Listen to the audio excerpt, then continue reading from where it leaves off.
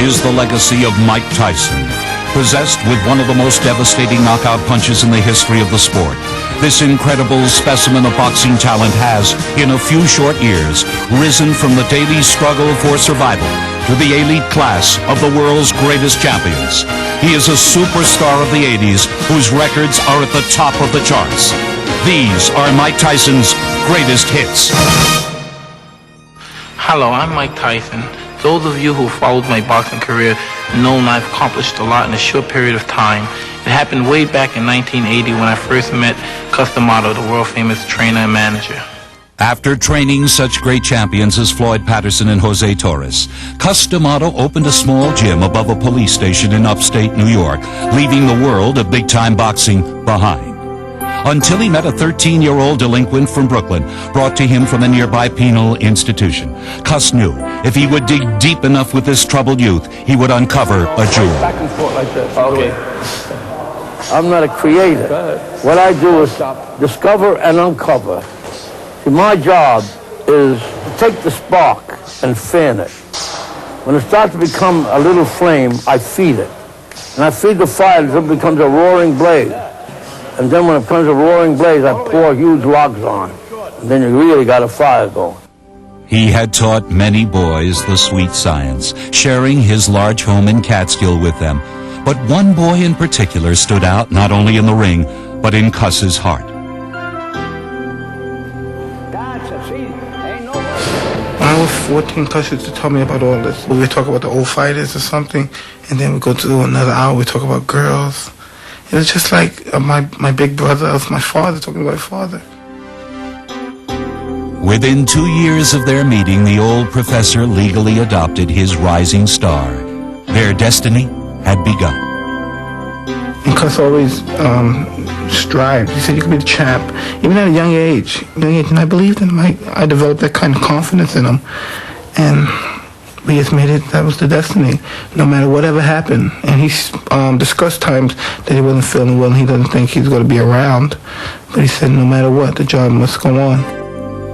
Guided by the teachings of the master, Mike Tyson set about changing his life, and in time, the entire boxing world. But you aim it here and bring the same hand. When he hits here, his life will bring it down. Even if he's got his life, bring it down, bang, over here. Bang, with the left hook here. You get hit, bang, you get excited and your head comes up your hands. When you get hit, that's when you gotta be calmest. You gotta be clever, you gotta be smart, and not get hit. And when you're able to do this, you're a fighter. As a fighter, Tyson first entered the amateur ranks. His impact was immediately felt.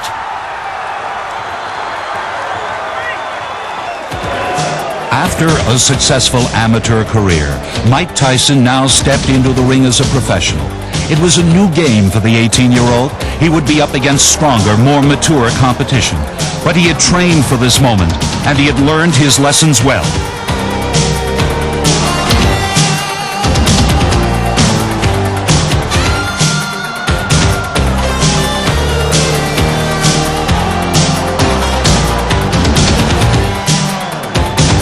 As he had been taught, he was putting on a great show. But as his reputation grew, so did his impatience for bigger stakes. The results were now all too familiar to the men who faced him.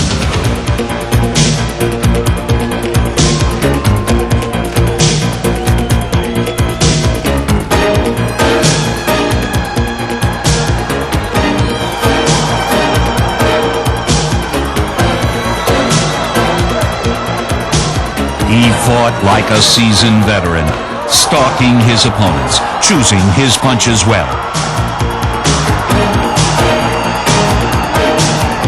He could mix it up, exchanging combinations, and then pick a target, punishing the body.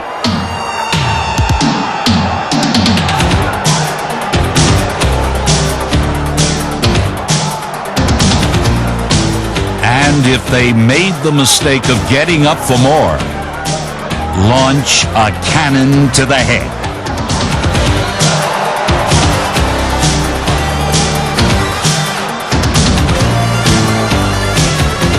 Compact, quick, and incredibly powerful, he fine-tuned his knockout punch. his confidence soared. With Cus D'Amato's guidance, Mike had gained the respect of the public and his peers. In the ring, he had conquered his fear.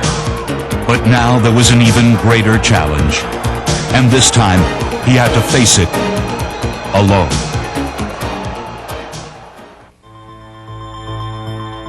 On November 4th, 1985, just 3 days after Mike Tyson knocked out his 11th straight professional opponent, Cus D'Amato died of pneumonia. Though the master was gone, his voice still echoed in the gym he called home. Your mind is not in your way. There's something distracting you. And remember, it's always good to throw the punch where you could hit him, he can't hit you. That's what the science of boxing is all about. The master instilled in the student his experiences and thoughts to carry him through his journey. Words were his tools, words that are still very much alive today.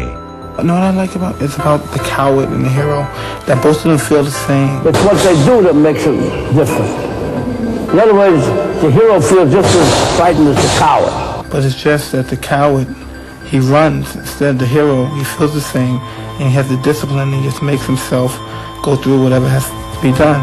That's what he does that makes him a hero, and what the other fellow doesn't do that makes him a coward. It was D'Amato's philosophy to build will rather than skill. With Mike, he had succeeded. He had bred in Tyson the heart of a champion, a heart that had other feelings as well. You know, it really is difficult because I did miss him a lot. But even besides, before, when Cus was around, I was always that way. I used to always keep things to myself. I always kept things to myself. But it's just that I let some things out. I spoke to him about some things that were on my mind. But when things get on my mind now, I don't talk to anyone about it. If Cus was around, he would tell me things. And he would explain this is what I would do. And so I would tell him, yes, but just don't worry about it, Cus. Everything's going to be all right. And he knew not to worry about it. There's no way we could fail. We must succeed. Determined not to fail the memory of his beloved tutor, Mike returned to the ring with a vengeance. Immediately setting a course on